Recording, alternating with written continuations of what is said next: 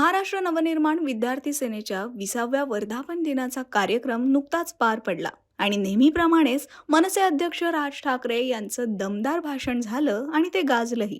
पण याच कार्यक्रमात आणखी एका गोष्टीनं सर्वांचंच लक्ष वेधून घेतलं, ते म्हणजे अमित ठाकरे यांची बॉडी लँग्वेज. अमित ठाकरे हे महाराष्ट्र नवनिर्माण विद्यार्थी सेनेचे अध्यक्ष असल्यामुळे या कार्यक्रमाची जबाबदारी आणि महत्त्वाची भूमिका तशी त्यांच्याकडेच होती. त्यात कार्यक्रमाच्या टीजर पासून ते बॅनर पर्यंत अमित ठाकरे यांचा फोटो सर्वत्र ठळकपणे झळकत होता. त्यामुळे सुरुवातीपासूनच सर्वांच्या नजरा अमित ठाकरेंवर खिळल्या होत्या. राज ठाकरे कार्यक्रमाला येण्याआधीच अमित ठाकरे उपस्थित होते. सर्व कॅमेऱ्यांचं लक्षही अमित ठाकरे यांच्यावरच होतं. झालं असं की राज ठाकरे येण्यापूर्वी अमित ठाकरे वारंवार येरझाऱ्या मारताना दिसले आणि तिथूनच त्यांच्या बॉडी लँग्वेजची चर्चा सुरू झाली. अमित यांच्या हालचाली, त्यांचा वावर आणि चेहऱ्यावरचे भाव उपस्थित असलेल्या कुणाच्याही नजरेतून सुटले नाहीत. पण यासोबतच एक प्रसंग चर्चेचा विषय ठरला. यावेळी घडलं असं की अमित ठाकरे मंचावर भाषणासाठी उभे राहिले. भाषण करत असताना सुरुवातीलाच ते काहीसे गोंधळले आणि मी भाषण विसरलो असं म्हणत तिथून निघून गेले. मी जेन्युइनली सांगतो. आता फॉर एक्झाम्पल आता मी विसरायला लागलोय तुमच्या उत्साहामुळे, पण जेन्युइनली मी खरंच आता मला खरंच सुचत नाही. मी येतो परत, थांबा. भाषण सुरू असतानाच अमित ठाकरे अचानक मंच सोडून गेले आणि काही वेळानं ते पुन्हा मंचावर आले.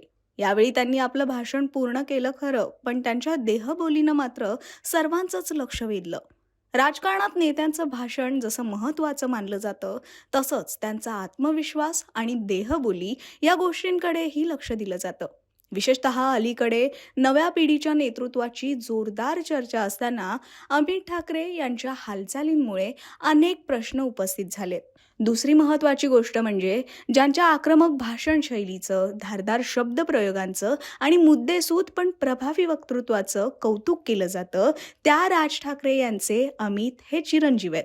शिवाय ते विद्यार्थी सेनेची धुरा सांभाळत असल्यानं पक्षात अमित यांनाही महत्त्वाचं स्थान आहे.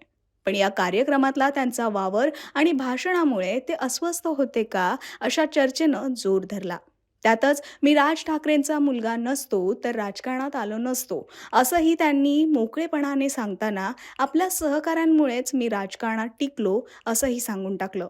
आणि हे मी खूप जाणून बुजून बोलतो. मी दरवेळेला बोलतो, कारण मला राज साहेब माझे वडील आहेत म्हणून नाही, ते राजकारणात आहेत म्हणून नाही, कारण माणूस प्रामाणिक आहे.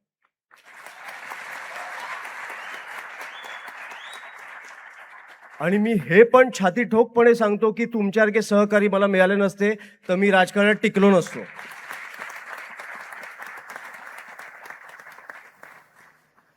जेन्युइनली मला तुम्हाला सांगायचं आहे की जे काय आता फॉर एक्झाम्पल आपले अनेक आंदोलनं झाले गेल्या अनेक वर्षात. मला राजसाहेबांनी जेव्हा विद्यार्थी सेनेचं पद दिलं, महाराष्ट्राचा दौरा निघाला, तुमच्यासारख्या अनेक तरुणींना भेटलो. आपण पहिलं युनिट स्थापनेचा कार्यक्रम दिला, तो तुम्ही इतक्या उत्तम प्रकारे राबवलाय.